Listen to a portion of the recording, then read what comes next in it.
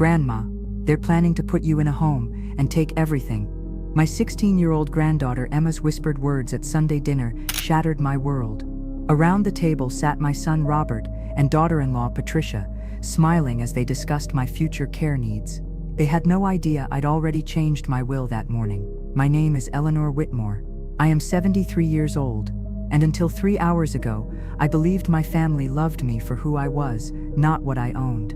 The mahogany dining table in my Victorian home gleamed under the crystal chandelier as we finished our traditional Sunday roast. Robert, my only child, carved the lamb with practiced precision, while Patricia arranged the vegetables on serving platters. Their movements seemed choreographed, deliberate. Emma sat beside me, unusually quiet. My granddaughter typically filled family dinners with stories about school, friends, and her dreams of becoming a veterinarian. Tonight, she barely touched her food. "Mother," Robert began, setting down his carving knife, "Patricia and I have been talking about your living situation." I continued eating, though my stomach tightened. "Oh, this house is becoming too much for you," Patricia added, her voice dripping with false concern. 3 stories, that steep staircase, the maintenance costs. The house I had shared with my late husband Charles for 45 years. The house where we'd raised Robert, celebrated holidays, hosted countless gatherings. The house Charles and I had painstakingly restored from near ruin in 1978. "I manage perfectly well," I replied calmly. "But for how long?" Robert pressed. "What happens when you fall? When you can't drive anymore? We worry constantly." Emma's hand found mine under the table. Her fingers trembled. "We found the perfect solution," Patricia continued, pulling out a glossy brochure. "Sunset Manor. It's a luxury senior living community, with 24-hour care, activities, people your own age." I studied the brochure. Sunset Manor looked institutional, despite its marketing polish. Small apartments, scheduled meals, supervised activities, a waiting room for death. "I'm not ready for assisted living," I said firmly. "None of us are ready for these transitions," Robert replied, his tone patronizing. "But we have to be practical. The house could sell for nearly $2 million. That money could fund your care for decades." Emma squeezed my hand tighter. "And if there's anything left over," Patricia added with practiced casualness, "it would help tremendously with Emma's college expenses. Stanford is expensive." There it was, the real motivation wrapped in concern for my welfare and Emma's future. "I need to use the restroom," Emma announced abruptly, standing. "Grandma, could you show me where the good hand towels are?" I followed her upstairs to the guest bathroom. Emma closed the door and turned to face me, tears streaming down her face. "Grandma, I heard them talking last night," she whispered. "They think you have dementia. They're planning to have you declared incompetent." My blood turned to ice. "What exactly did you hear?" "Dad said the house sale money would solve all their problems. Mom said you're getting forgetful and confused, that it wouldn't be hard to prove. They already talked to a lawyer." I gripped the marble countertop, steadying myself. Robert and Patricia had been visiting more frequently lately, asking probing questions about my finances, my daily routines, my memory. I had attributed their attention to love, not greed. "They don't know I heard them," Emma continued. "They think I was asleep. But Grandma, you're not confused at all. You're sharper than half my teachers."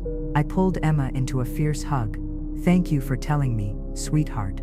When we returned downstairs, Robert and Patricia were whispering over coffee. They separated quickly when they saw us. "So Mother," Robert said, "what do you think about Sunset Manor?" I smiled serenely. "I think it's something I need to consider very carefully." Patricia beamed. "We could drive over tomorrow for a tour." "That would be lovely," I replied. As they prepared to leave, Emma hugged me goodbye. "I love you, Grandma," she whispered in my ear. "I love you too, darling. Don't worry about anything."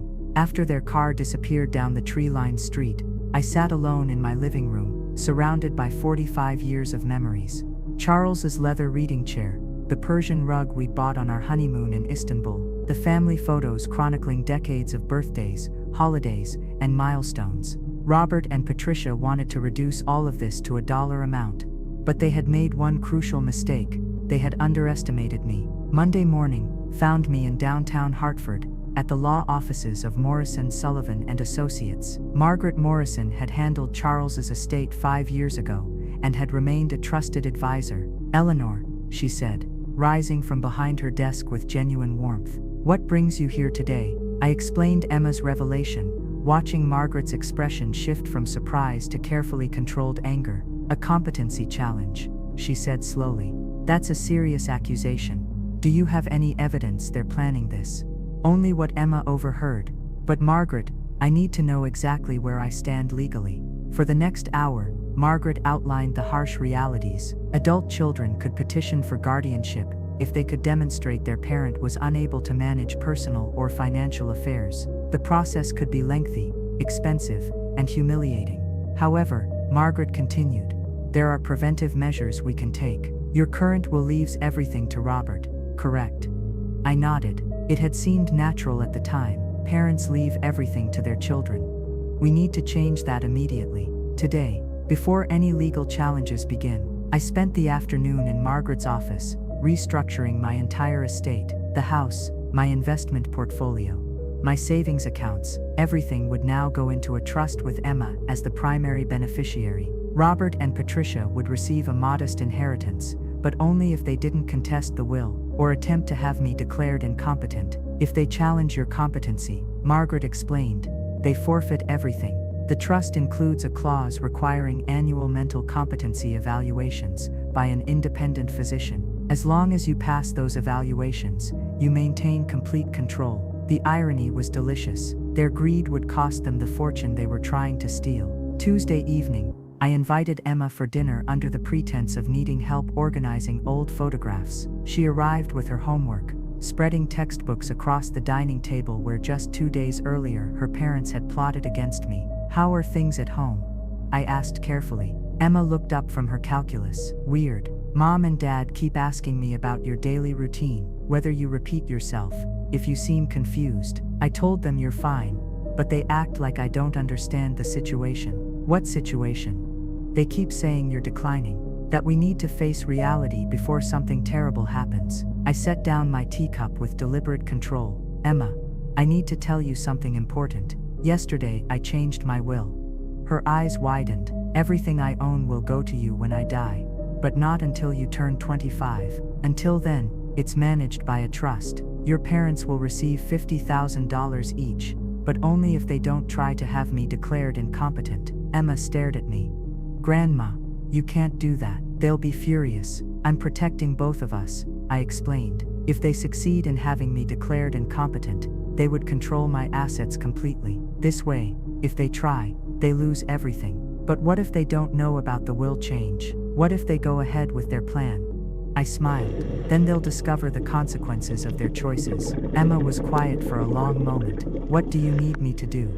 "Nothing different. Continue being my granddaughter. But if they ask you to sign anything or testify about my mental state, call me immediately." The next morning, Patricia called.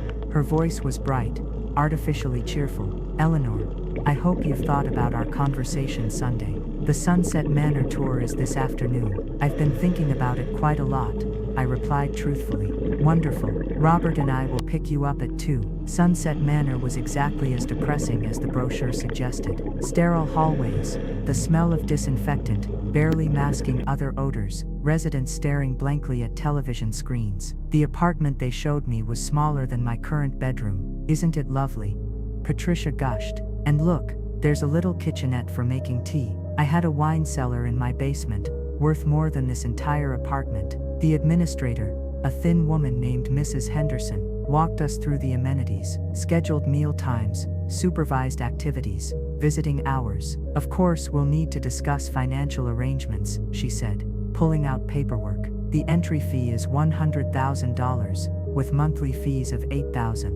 I watched Robert and Patricia exchange glances. They had clearly done the math. My house sale would fund this place for roughly 20 years, leaving nothing for Emma's future. "It's quite an investment," I observed. "An investment in your safety and happiness," Robert replied quickly. The tour concluded with Mrs. Henderson explaining the admission process, medical evaluations, financial disclosure, family consultation. "We like to ensure that our residents are mentally prepared for this transition," she said.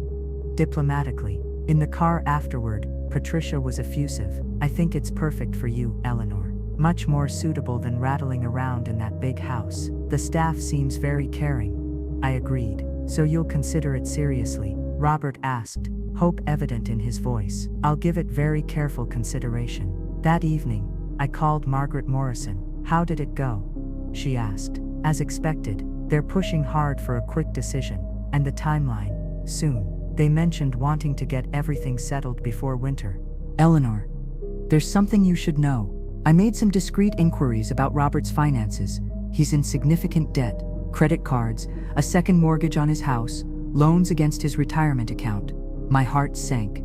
How significant? Nearly $300,000, the pieces fell into place. Robert's increased visits, Patricia's sudden interest in my well-being, their urgency about the move to assisted living. They weren't just greedy, they were desperate, but desperation made people dangerous. Thursday afternoon, I was arranging flowers in my garden when I noticed the car, a dark sedan parked across the street, the driver watching my house. When I went inside and looked through the front window, the car remained. I called Margaret immediately. They're having me surveilled, I reported. That's concerning, but not unexpected. They're likely documenting your behavior, looking for evidence of confusion or unsafe practices. What should I do? Live your normal life. Continue your routines. But Eleanor, be very careful. Don't give them ammunition. The surveillance continued for 3 days. Different cars, different drivers, but always someone watching. I found myself second-guessing every action. Should I water my garden at 7 in the morning? Would they consider that eccentric? Was buying groceries 3 times in 1 week evidence of forgetfulness? Sunday arrived with another family dinner invitation.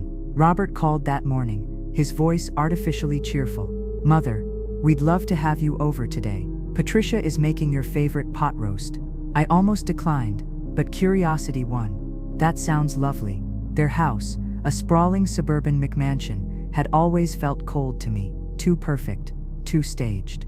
Today it felt like entering enemy territory. Patricia greeted me with an enthusiastic hug.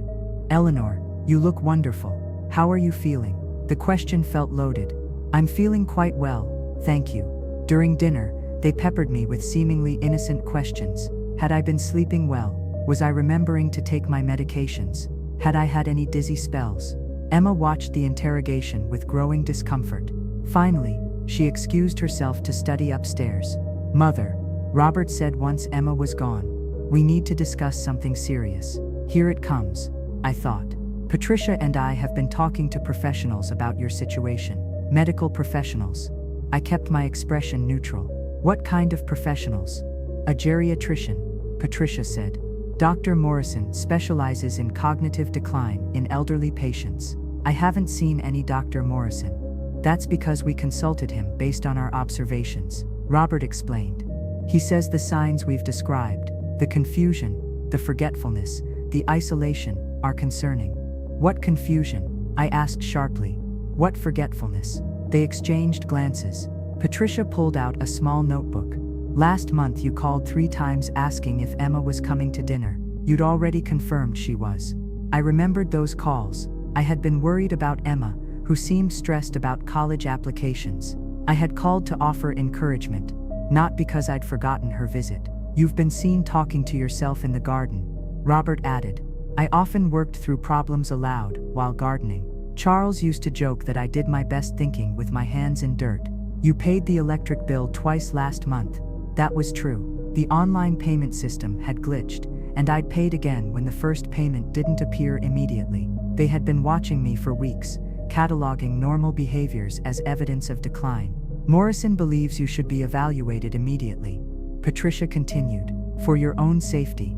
And if I refuse? Robert's expression hardened slightly. Mother, we love you, but if you're not capable of making rational decisions about your health and safety, we may have no choice but to petition the court for guardianship.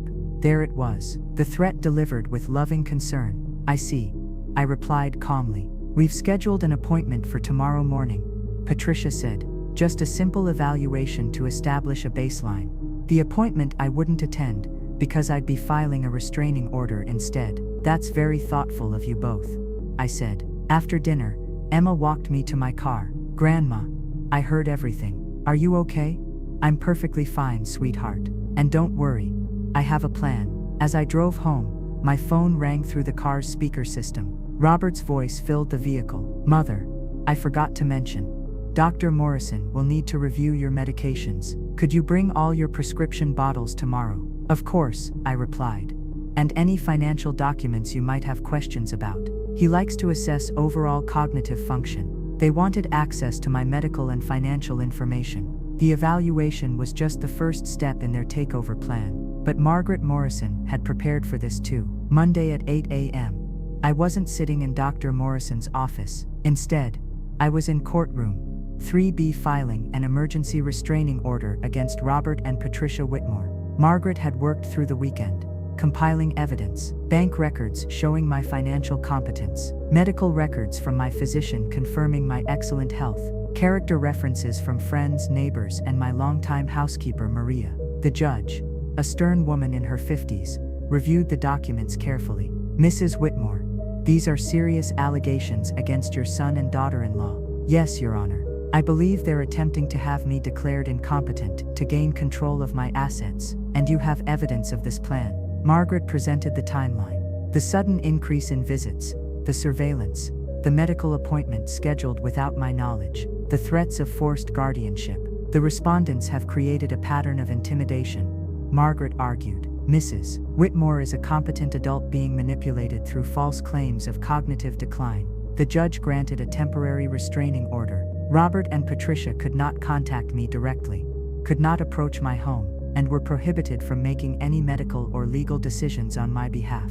Mrs. Whitmore, the judge said, I'm also ordering an independent mental competency evaluation by a court-appointed physician. This will settle the question definitively. At 9:30 a.m., while Robert and Patricia sat in Dr. Morrison's waiting room expecting me to arrive, they received a phone call from the sheriff's department. They were being served with restraining order papers. I wasn't there to witness their reaction, but Margaret's investigator was. Robert reportedly screamed at the deputy, demanding to know how I could file legal papers if I was mentally incompetent. Patricia fainted in the parking lot. The irony wasn't lost on me. Their behavior seemed far less rational than mine. I drove home feeling lighter than I had in weeks. Maria, my housekeeper of 15 years, was waiting with coffee and fresh pastries. Senora Eleanor, she said in her gentle accent, I was so worried when you told me what they were planning. Maria had been one of my character references. She'd told Margaret that I was the most organized, clear-thinking person she knew, that I still balanced my own checkbook, managed my investments, and remembered details about her grandchildren's birthdays. They underestimated me, Maria. Your son, he called here this morning, very angry. What did he say? Many bad words. He said you would pay for this, that he would fight you in court. I sipped my coffee, considering. Robert's anger confirmed I'd made the right choice. My phone rang. Emma's number. Grandma. Her voice was shaky. Mom and Dad are screaming at each other. Something about a restraining order. Dad keeps saying you've lost your mind, but Mom is yelling that you outsmarted them. I'm fine, Emma. I'm protecting myself. They're saying I can't see you anymore, that you're dangerous. This was the part that hurt most. Using Emma as a weapon. Can you get to Aunt Susan's house? I asked. Susan was Robert's younger sister, who lived 20 minutes away. I think so. Why? I need to see you, but safely, away from your parents. 2 hours later, Emma and I sat in Susan's kitchen, while my daughter-in-law made tea. Susan had listened to the whole story with growing outrage. I can't believe Robert would do this to you, she said, shaking her head. But honestly, Eleanor, I'm not entirely surprised. What do you mean? He's been different lately, stressed about money. Patricia keeps talking about how unfair it is that wealthy parents don't share their wealth with their struggling children. Emma spoke up. They're always fighting about money. Dad owes money to Uncle Mike, and their credit cards are maxed out. The full picture emerged over the next hour. Robert's business, a small architecture firm, was failing. They'd refinanced their house twice, and were behind on payments. Patricia's spending habits, designer clothes, expensive cars, private schools for Emma, had created a lifestyle they couldn't sustain. My supposed decline had become their solution. What happens now? Susan asked. Now we wait, I replied, and we see how far they're willing to go. The answer came sooner than expected. Wednesday morning, I was pruning my rose bushes when Maria burst through the back door, her face pale with panic. "Senora Eleanor, there are people here, official people. They have papers." Through my kitchen window, I saw two men in suits standing on my front porch. Behind them, a sheriff's deputy waited by his patrol car. I removed my gardening gloves and walked calmly to the front door. "Mrs. Whitmore?" the first man asked. "I'm Dr. James Harrison, court-appointed psychiatrist. This is Mr. Peterson from Adult Protective Services. We have a court order for an emergency mental health evaluation." My heart pounded, but I kept my voice steady. "On whose authority?" Dr. Harrison consulted his clipboard. "A petition was filed by your son Robert Whitmore, claiming immediate danger to your welfare due to cognitive decline." I examined the papers they handed me. "Emergency petition for protective services. Claims that I was wandering confused through my neighborhood, forgetting to eat, leaving appliances running. All lies. I need to call my attorney," I said. "Of course, but Mrs. Whitmore, this evaluation is mandatory. The court has ordered it for your protection." I called Margaret, while the officials waited in my living room. She arrived within 20 minutes, her expression grim. "This is highly irregular," she told Dr. Harrison. "My client filed a restraining order against the petitioners just 3 days ago." "I'm aware of that, Dr. Harrison replied. "However, this emergency petition supersedes previous orders if there's immediate danger."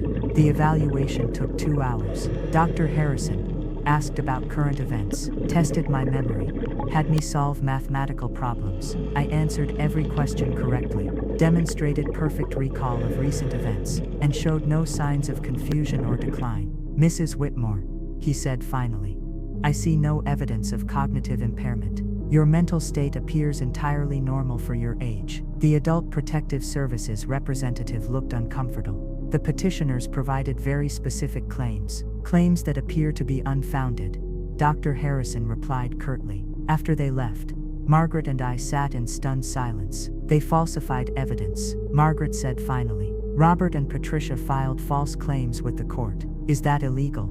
"Very illegal, and very stupid." My phone rang. Robert's number. Margaret nodded, for me to answer. "Mother, are you all right? I heard there was some kind of emergency evaluation." His performance was masterful, concerned son worried about his mother's welfare. "The evaluation went very well," I replied. Dr. Harrison found no signs of cognitive decline. Silence on the other end.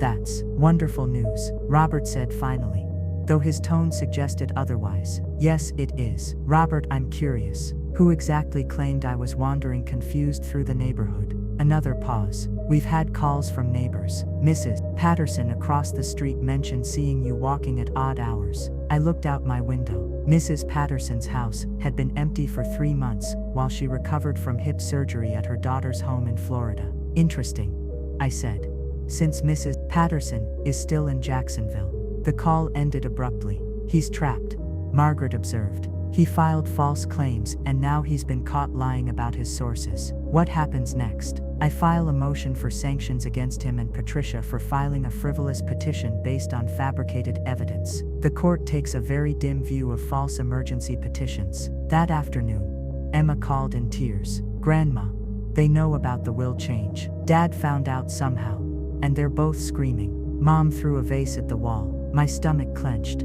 "How could they know?" "I don't know.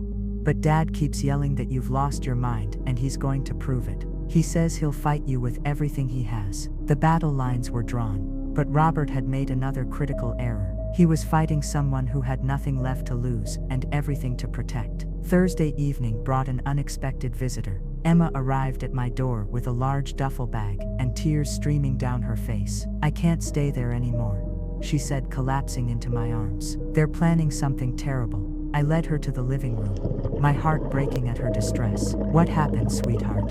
"I heard them on the phone with someone tonight. They're going to claim you threatened them, that you're becoming violent and paranoid." The accusation hit me like a physical blow. "Violent, Emma?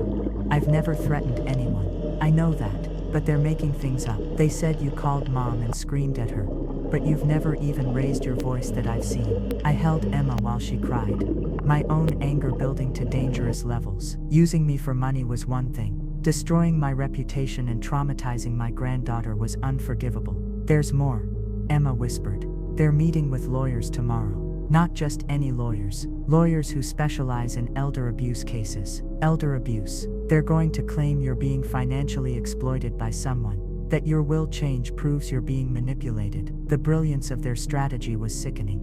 They would position themselves as concerned children trying to protect their vulnerable mother from unknown predators. The fact that I had changed my will would become evidence of my victimization, not my agency. Friday morning, I called an emergency meeting with Margaret, asking her to bring a colleague who specialized in elder law.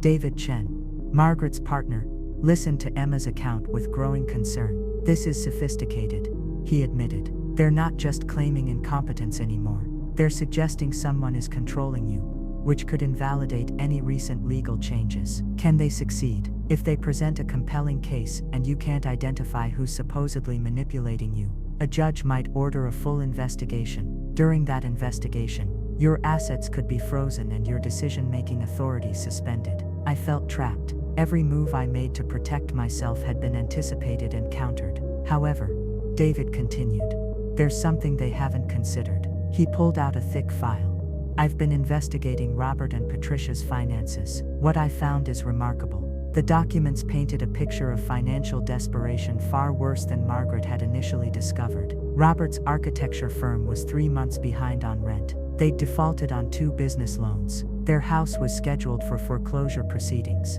But here's the interesting part. David continued. Patricia has been working with a financial planner named Vincent Corelli. The same Vincent Corelli who specializes in something called asset recovery planning. What does that mean? It means helping people gain access to family money they believe they're entitled to, often through guardianship proceedings. The conspiracy was larger than I'd imagined. This wasn't desperate improvisation. It was a calculated plan executed by professionals. There's more, David said. Corelli has helped Patricia and Robert document your supposed decline for months. Staged incidents, coached witnesses, fabricated medical concerns. Emma gasped. That's why they kept asking me those questions about Grandma's behavior. They were building a case. Exactly. And tomorrow they're filing a comprehensive petition claiming Mrs. Whitmore is being financially exploited by an unknown party who convinced her to change her will. I sat back in my chair, absorbing the magnitude of their betrayal. So what do we do? Margaret smiled. We spring our own trap. The plan was elegant in its simplicity. We would let Robert and Patricia file their petition, let them present their fabricated evidence, let them testify under oath about their concerns. And then we would destroy them with the truth. David has been building a counter case for weeks, Margaret explained. We have proof of their financial desperation, evidence of their surveillance, documentation of their lies to the court. Most importantly, David added, we have Vincent Corelli. What do you mean? He's been cooperating with our investigation in exchange for immunity. Apparently Patricia and Robert aren't his only clients, and some of his methods are legally questionable. He's willing to testify about their entire scheme. I thought about Emma, about the years of love and trust Robert had shattered, about the life Charles and I had built being reduced to a business transaction. When do we act? At the hearing next Friday. Let them present their case first. Let them commit to their lies under oath. And then, Margaret's smile was predatory. Then we show the judge exactly who the real predators are. As we left the law office, Emma took my arm. Grandma, are you scared? I considered the question. Was I afraid of losing everything I'd worked for? Of being declared incompetent and helpless? Of having my final years stolen by my own child? I was, I replied honestly. But not anymore, because tomorrow, the hunters would become the hunted. Friday morning arrived gray and drizzling, matching my mood as I dressed for what might be the most important day of my remaining life. I chose my navy blue suit, the one Charles had always said made me look formidable, and my grandmother's pearl necklace for strength. Emma had stayed with me all week, sleeping in the guest room and helping me prepare for the hearing. She was missing school, but this was more important than algebra or American history. Are you ready? She asked. As I checked my reflection one final time, as ready as I'll ever be. The courthouse was imposing, all marble columns and soaring ceilings designed to humble those who entered seeking justice. Robert and Patricia were already there with their attorney, a sharp-faced woman in an expensive suit. Vincent Corelli sat behind them, avoiding eye contact. They had brought witnesses, neighbors I barely knew, Robert's business partner, even Mrs. Henderson from Sunset Manor. An impressive show of force designed to overwhelm the court with testimony about my supposed decline. Margaret and David flanked me as we took our seats. I felt like a defendant in my own life. Judge Catherine Walsh called the hearing to order. She was younger than I'd expected, perhaps 50, with intelligent eyes and a no-nonsense demeanor. This court is here to consider a petition for emergency guardianship, filed by Robert Whitmore, regarding his mother, Eleanor Whitmore, age 73. Robert's attorney, Miss Crawford, stood to present their case. Her opening statement painted me as a confused, vulnerable elderly woman being manipulated by unscrupulous advisors who had convinced me to change my will. Your Honor, Mrs. Whitmore's recent behavior has alarmed her family. She's become paranoid, accusing her loving son and daughter-in-law of plotting against her. She's filed frivolous restraining orders and made radical changes to her estate planning without rational consideration. Robert was their first witness. Under oath, he testified about my supposed confusion and forgetfulness. He spoke with practiced sorrow about watching his mother's decline, about his desperate attempts to get me proper care. She's become convinced that people are watching her house, he said. She accuses her family of stealing from her, though she's never provided evidence. These are classic signs of paranoid dementia. Patricia followed with her own performance.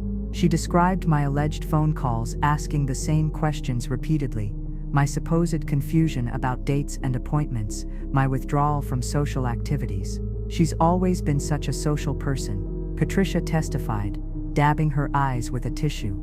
Seeing her become isolated and suspicious breaks our hearts. Vincent Corelli testified about his consultation with Patricia, claiming he'd advised caution about my mental state when she'd asked him about elder care options. Their witnesses painted a consistent picture of cognitive decline. Even Mrs. Henderson from Sunset Manor testified that during our tour, I had seemed disoriented and confused about the facility's amenities. By lunch recess, it seemed clear which way the wind was blowing. Judge Walsh looked sympathetic to Robert and Patricia's concerns. Emma sat beside me, her face pale with worry. "It's going to be okay," I whispered, though I wasn't entirely convinced. The afternoon session began with Margaret calling me as the first witness for my defense. I took the oath with my head held high and testified about my daily routines, my business activities, my mental clarity. I answered complex questions about my finances, demonstrated my memory by reciting Emma's academic achievements and extracurricular activities, and explained my reasons for changing my will. "Mrs. Whitmore," Margaret asked, "do you believe you're being manipulated by anyone?"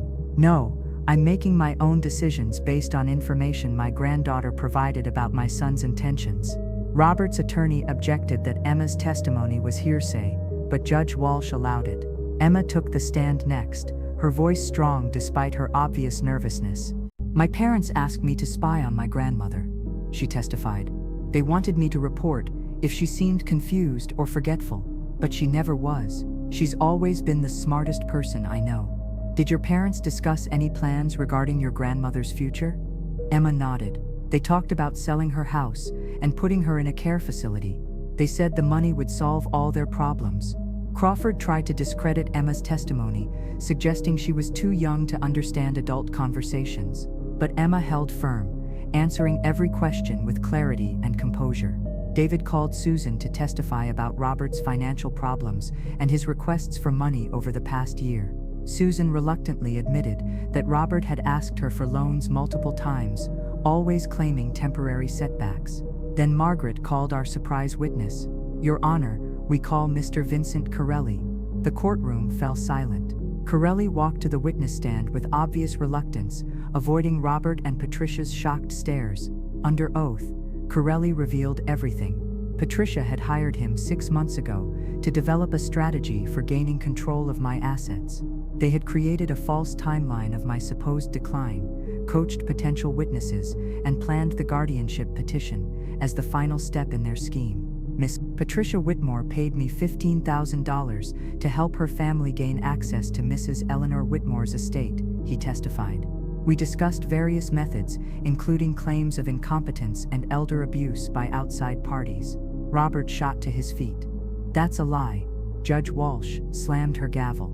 Mr. Whitmore, sit down immediately, or you'll be removed from my courtroom. Corelli continued his testimony, describing how Patricia had asked him to research my financial holdings, my property values, even my insurance policies. He produced contracts, emails, and recorded phone calls documenting their conspiracy. The courtroom erupted as the full scope of Robert and Patricia's deception became clear. They hadn't just planned to steal my money, they had orchestrated an elaborate fraud involving multiple parties and false testimony. Judge Walsh called for a recess, but the damage was complete. When court reconvened 30 minutes later, Robert and Patricia sat in stunned silence as Judge Walsh delivered her ruling. This court finds no evidence of cognitive decline in Mrs. Eleanor Whitmore. Furthermore, this court finds compelling evidence that the petitioners filed false claims and fabricated testimony in an attempt to fraudulently gain control of Mrs. Whitmore's assets.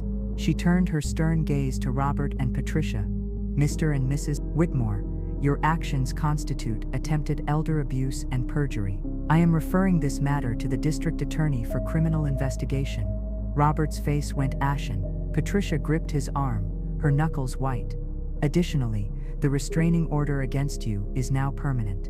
You are prohibited from contacting Mrs. Whitmore or attempting to influence her financial or medical decisions in any way. Judge Walsh looked at me directly. Mrs. Whitmore, you are free to manage your affairs as you see fit. This court apologizes for the disruption to your life. As the judge's gavel fell, I felt 28 years of manipulation and control finally break away. 1 year later, I stood in my garden, watching Emma practice for her driver's test in my circular driveway. Spring had returned to Hartford, bringing new life to the roses Charles had planted decades ago. The criminal charges against Robert and Patricia had resulted in plea bargains. Robert received 2 years probation and community service. Patricia faced the same, plus restitution for the legal costs they'd caused me. Vincent Corelli lost his license and faced federal charges for elder fraud. My son's architecture firm had closed. They'd lost their house to foreclosure and now rented a small apartment across town. Robert had found work with another firm, but his reputation in Hartford's tight-knit professional community was destroyed. Emma had chosen to live with me permanently, with Susan as her legal guardian. The arrangement allowed her to finish high school at her prestigious academy while keeping her away from her parents' chaos. Grandma, Emma called from the car. I think I've got parallel parking figured out. I waved encouragingly, marveling at how much my life had changed. My financial consultancy was thriving. I had clients from 3 states, all women navigating major life transitions. The work gave me purpose and connected me with people who valued my expertise. Maria brought out afternoon tea as Emma finished her driving practice. How did I do? Emma asked, joining us at the garden table. Beautifully. Your grandfather would have been so proud. That evening my phone rang. Robert's number appeared on the screen. I hadn't heard from him in 2 months. Hello, Robert. Mother. His voice was hollow, defeated. I need to tell you something. What is it? Patricia left me. She moved back to Ohio with her parents. The stress, the shame, the financial problems, she couldn't handle it anymore. I felt a pang of sympathy despite everything. I'm sorry. I lost everything, he continued. My wife, my business, my home, my daughter's respect, all because I was too proud to ask for help when I needed it. Robert. No. Let me finish. I could have come to you honestly about our financial problems. You would have helped us find a solution. Instead, I chose to see you as an obstacle to overcome rather than a mother who loved me. Emma watched my face carefully as I processed Robert's words. I don't expect forgiveness, he said. I just wanted you to know that I finally understand what I threw away. Not the money, you. The mother who sacrificed everything for my happiness. After I hung up, Emma moved closer to me on the garden bench. How do you feel? She asked. Sad, I admitted. Not for what I lost, but for what could have been if he'd just been honest. Do you think he really understands now? I think losing everything was the only way he could see clearly. As the stars appeared above Hartford, Emma and I made plans for her college visits next month. Stanford, Harvard, Yale, schools that were now possible because her trust fund remained intact. Grandma, she said, as we headed inside, thank you for fighting back. for showing me that family doesn't mean accepting abuse. Thank you for warning me, sweetheart. You saved us both. I turned off the lights in the house Charles and I had built together, the house that remained mine despite my son's schemes. In my bedroom, I opened the drawer where I kept Charles's letters from our courtship days. His words still brought comfort after 5 years of widowhood. My dearest Eleanor, I read from a letter written 50 years ago. Your strength amazes me daily. You face challenges with grace, but never let anyone take advantage of your kindness. Even from beyond the grave, Charles reminded me of who I truly was. My name is Eleanor Whitmore. I am 74 years old. I survived my own family's attempt to steal my life, and I used that experience to build something better. The envelope I'd placed beside my son at that first dinner had contained more than legal documents. It had contained my refusal to be a victim. Sometimes the people who claim to love you the most are the ones planning to hurt you the deepest. But sometimes an old woman who's been underestimated her entire life can surprise everyone, including herself. The house still stands, the garden still blooms, and the woman who refuses to give up continues to fight for others who can't fight for themselves. Robert thought my age made me vulnerable. He discovered it made me fearless. If this story touched your heart, please like this video and subscribe for more true stories of ordinary people facing extraordinary betrayals. Share this in the comments. Have you ever had to stand up to family members who tried to take advantage of you? Your story might help someone else find the courage to fight back. And remember, being older doesn't mean being helpless. Sometimes it means being wise enough to see the trap before it closes. Thank you for watching. I'll see you in the next story.